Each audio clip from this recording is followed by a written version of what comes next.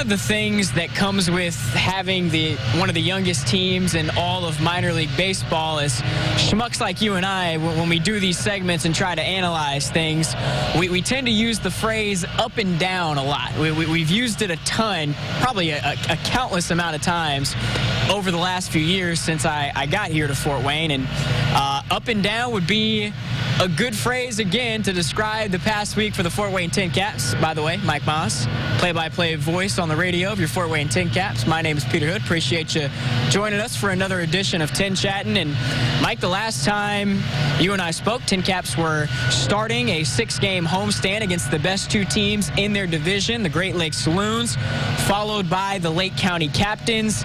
They're swept by the Loons, who demonstrated here at Parkview Field why they have the best record in the Eastern Division in the Midwest League. Come back, win a couple against the Captains, you're feeling good. And then on Thursday night, the finale of this homestand, the Captains came out and just took it to them, got out 10-0, and they win the game 10-2. So the bad, the good, and in with the bad. That just kind of sums up how this first half has gone for this team. A win on Thursday night would have been a sweep of the series with Lake County. It would have salvaged a 3-3 homestand, and it would have gotten Fort Wayne back to the 500 mark overall at 29-29. Instead, they're 28-30. Now, there's 10 games left in the first half. A 7-game road series, 4-game series at Dayton, followed by 3 games at Bowling Green over the next week, and then they come back home to finish the half with a 3-game series against the Lake County Captains. It's still going to be some work to do, but when you're always looking for the silver lining and always looking for something positive, the TinCaps still have opportunities to get to the 500 mark, and they still can have a say in who's going to make the playoffs in the first half from the Eastern Division. And with the TinCaps getting to play 3 times in Kentucky next week and finishing the half with 3 games at home over Lake County, they get a chance to play 2 of the 3 teams fighting for that second spot in the first half playoff race. So there's still a chance for Fort Wayne to play spoiler. Yeah, and when you look ahead to the second half, Mike, again, we don't want to stick the fork in the TinCaps by any means. There could still be a miracle could happen. I mean, they could win out. They could have some help in front of them. Mathematically, as we talk right now, they're not eliminated from a first half playoff spot, but statistically speaking, their chances are very slim. So assuming they don't clinch a first half playoff spot, as you look ahead to the second half, Mike, what would you like to see this team do better in the second half that they weren't able to do in the first to try to clinch a second half playoff spot and bring postseason baseball here to Parkview Field? Peter, first and foremost, they have to be more consistent. You said it, up and down, in and out, back and forth, whatever term you want to use. At the start of the season, the starting rotation was the rock of the team. They run into some spots. The bullpen has been up and down. The hitting is not so much collecting hits. It's getting hits at the right time. Bringing people in, runners in scoring position. They've got to do a better job of that. History has said that for the most part in the last few years, Fort Wayne has done that, as evidenced by making the postseason playoffs in 8 of the 10 years prior to this year that they've caught Parkview Field home. And last year they lose out on the last day of the season getting in the playoffs. So the track record is there for making postseason play. Normally that means playing a better second half than the first half, but you have to combine. You've got to get the pitching. You've got to get the timely hitting. You've got to get the solid defense. There have been a lot of great individual defensive plays made this year. You have to make the routine plays as well. All that having been said, it's going to be an exciting second half because, weather permitting, the TinCaps are going to get 70 opportunities to do what I just said. So we'll see what happens. Yeah, and certainly 3 guys who will, if the TinCaps are able to make the playoffs, will be at the forefront. Xavier Edwards, Ryan Weathers, Henry, and those 3 have at least one thing in common, Mike, and that's that, well, I guess 2 things in common. They're all Fort Wayne TinCaps at the moment, and they are all Midwest League All-Stars, as named by the league earlier this week. And Mike, obviously, all of their numbers speak for themselves. Henry, the win totals this year coming out of the bullpen.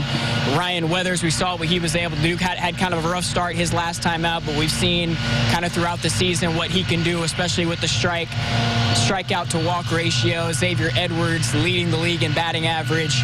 All three very deserving, and obviously good to see the Tin Caps with three representatives up in South Bend in a couple weeks. Yeah, X leads the league in hitting. I believe after Thursday night's game, he's batting .347. Henry, 6-0, 6 wins, most in the league. He has 5 saves.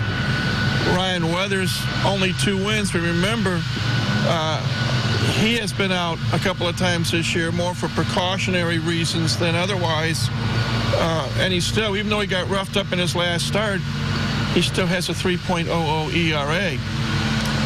All deserving, I think. And those 3 guys that we mentioned, congrats to all 3, Ryan, Henry, Xavier, all well-deserved. And we had a chance to catch up and get their thoughts on the All-Star nods earlier this week. It was good. Just good to see my name on the list, and I see that I was starting at second. Definitely just thankful for the opportunity and just happy to get out there with all the good performers in the league. I mean, it's a cool experience to be starting, but no, I mean, I don't think it means more than it would be just to be there as is and just kind of enjoy the experience and as is what it is. You know, it's awesome. Last year when I got to Fort Wayne, you know, I didn't think there was anything better. It's first step out of Arizona, you know, is awesome, and come back here this year and be named opening day starter and just continue to just keep working. You know, my ultimate goal is still ahead of me, but just this is a huge milestone so far. Primeramente me siento muy orgulloso. I feel proud of myself. I thank God, thank the organization, and just the support that my team have given me, and just keep doing well so we can reach the playoff too. So again, congrats to those 3 guys. They'll be up in South Bend a week from Tuesday, along with this man, Mike Moss, who will be making his 15th consecutive trip to the Midwest League All-Star Game. Yeah, it's my labor of love, and I enjoy it because, among other things, I get to broadcast a game. We do it a little differently than the normal format because over the last 14, now 15 years, I've been fortunate enough I will get team presidents or general managers. I will have, in this case, the league president, Dick Nussbaum, coming on for a bit. And between innings 2 and 8, we talk about what's happening throughout the Midwest League. And on top of getting to call the game and talk to all the bigwigs and all that stuff, you also get to watch Pitbull perform that weekend. Now, we brought this up a couple of times in the months leading up. All right, this is our last show. Got some breaking news for you folks. Unfortunately, no locker room, no TinChattin next week due to this thing they call the U.S. Open, some golf tournament they're playing in California this year.